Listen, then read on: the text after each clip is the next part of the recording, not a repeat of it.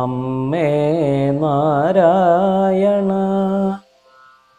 ദേവി നാരായണ, ലക്ഷ്മി നാരായണ, ഭദ്രേ നാരായണ. അമ്മേ ശരണം. എല്ലാവർക്കും നമസ്കാരം. ലളിതാ സഹസ്രനാമ പഠനത്തിൻ്റെ അടുത്ത ഒരു ദലത്തിലേക്ക് എല്ലാവർക്കും സ്വാഗതം. കഴിഞ്ഞ ദിവസം നാം ദേവിയുടെ സുന്ദരമായ ശ്രീ ശിരസ് മുതൽ ശ്രീപാദം വരെയുള്ള ഓരോ അംഗങ്ങളെയും വർണ്ണിച്ചു കൊണ്ടിരിക്കുന്ന ലളിതാ സഹസ്രനാമത്തിൻ്റെ ആദ്യ ഭാഗമാണ് പറഞ്ഞുകൊണ്ടിരുന്നത്. അതിൻ്റെ തുടർച്ചയായിട്ടുള്ള ശ്ലോകങ്ങൾ ഇന്ന് നമുക്ക് നോക്കാം. ശുദ്ധവിദ്യാങ്കുരാകാരദ്വിജപംക്തിദ്വയോജ്വല, ശുദ്ധവിദ്യാങ്കുരാകാരദ്വിജപംക്തിദ്വയോജ്വല, ശുദ്ധവിദ്യാ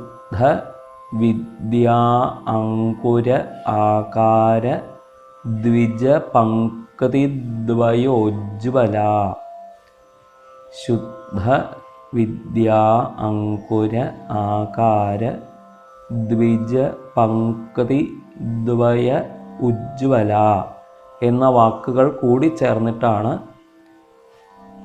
ഇത് പല വാക്കുകളായി രൂപാന്തരപ്പെട്ട് ഒടുവിൽ ശുദ്ധവിദ്യാങ്കുര ആകാര ദ്വിജ പങ്ക്തി ദ്വയോജ്വല, ശുദ്ധവിദ്യാങ്കുരാകാര ദ്വിജ പങ്ക്തി ദ്വയോജ്വല എന്ന നാമമായിട്ട് മാറുന്നത്. കർപ്പൂരവീടികാമോദസമാകർഷദ്ദിഗന്തര, കർപ്പൂരവീടികാ ആമോദ സമാകർഷത് ദിഗന്തര, കർപ്പൂരവീടികാമോദ സമാകർഷത് ദിഗന്തര. ശ്രദ്ധിച്ച് ഓരോ അകാരങ്ങളും എവിടെയൊക്കെ വരുന്നു എന്ന് ശ്രദ്ധിച്ച് ചൊല്ലേണ്ടതാണ് ആ നാമം. കർപ്പൂരവീടികാ ആമോദ സമാകർഷത് ദിഗന്തര. ഇതെല്ലാം കൂടിച്ചേർന്ന് കർപ്പൂരവീടികാമോദ സമാകർഷത് ദിഗന്തര എന്ന ഒറ്റ നാമമായി മാറുന്നു. നിജസല്ലാപമാധുര്യ വിനിർഭത്സിത കച്ഛപി, നിജസല്ലാപമാധുര്യ വിനിർഭത്സിത കച്ഛപി, നിജസല്ലാപമാധുര്യ വിനിർഭത്സിത കച്ഛപി, നിജസല്ലാപമാധുര്യ വിനിർഭത്സിത കച്ഛപി എന്നാണ് വാക്ക്. മന്ദസ്മിത പ്രഭാപൂരമജ്ജത് കാമേശമാനസ, മന്ദസ്മിത പ്രഭാപൂരമജ്ജത് കാമേശമാനസ, മന്ദസ്മിത പ്രഭാപൂര മജ്ജത് കാമേശമാനസ, മന്ദസ്മിത പ്രഭാപൂര മജ്ജത് കാമേശമാനസ. ഒന്നിച്ച് മന്ദസ്മിത പ്രഭാപൂര മജ്ജത് കാമേശമാനസ. അനാകലിത സാദൃശ്യ ചുബുക ശ്രീവിരാജിത, അനാകലിത സാദൃശ്യ ചിബുക, ചുബുക രണ്ട് തരത്തിലും കണ്ടിട്ടുണ്ട്. ചുബുക എന്ന വാക്കാണ് കൂടുതൽ സംസ്കൃത ഗ്രന്ഥങ്ങളിൽ കണ്ടിട്ടുള്ളത്. ആ പാഠമാണ് ഒന്നുകൂടി നന്നായിരിക്കുക എന്ന് തോന്നുന്നു. അനാകലിത സാദൃശ്യ ചുബുക ശ്രീവിരാജിത. അനാകലിത സാദൃശ്യ ചുബുക ശ്രീവിരാജിത. അനാകലിത സാദൃശ്യ ചുബുക ശ്രീവിരാജിത എന്ന് നാമം. കാമേശബദ്ധമാംഗല്യസൂത്രശോഭിതകന്ധരാ. കാമേശബദ്ധമാംഗല്യസൂത്രശോഭിതകന്ധരാ. ഒന്നിച്ച് കാമേശബദ്ധമാംഗല്യസൂത്രശോഭിതകന്ധരാ. കാമേശബദ്ധമാംഗല്യസൂത്രശോഭിതകന്ധരാ എന്ന് ഒറ്റ നാമമായി പരിണമിക്കുന്നു. കനകാംഗദകേയൂരകമനീയഭുജാന്വിത. കനക അംഗദകേയൂരകമനീയഭുജാന്വിത. കനകാംഗദകേയൂരകമനീയഭുജാന്വിത. കനകാംഗദകേയൂരകമനീയഭുജാന്വിത. രത്നഗ്രൈവേയ ചിന്താകലോലമുക്താഫലാന്വിത. രത്നഗ്രൈവേയ ചിന്താകലോലമുക്താഫലാന്വിത.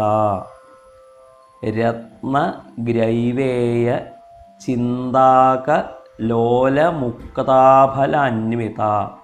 ധാരാളം ആളുകൾ ചിന്ത എന്ന് മുറിച്ച് കലോലമുക്ത എന്നൊക്കെ ചൊല്ലുന്നത് കേൾക്കാറുണ്ട്. അത് ശരിയല്ല. രത്നഗ്രൈവേയ ചിന്താകലോലമുക്താഫലാന്വിത. ചിന്താകം എന്ന് വെച്ചാൽ പതക്കം എന്നൊക്കെയാണ് അർത്ഥം. അപ്പോൾ രത്നഗ്രൈവേയ ചിന്താകലോലമുക്താഫലാന്വിത. അത് ഇടയിൽ മുറിക്കാൻ പാടില്ല, ഒന്നിച്ച് ഒറ്റ വാക്കാണ് അത്. രത്നഗ്രൈവേയ ചിന്താകലോലമുക്താഫലാന്വിത എന്നൊരൊറ്റ വാക്ക്.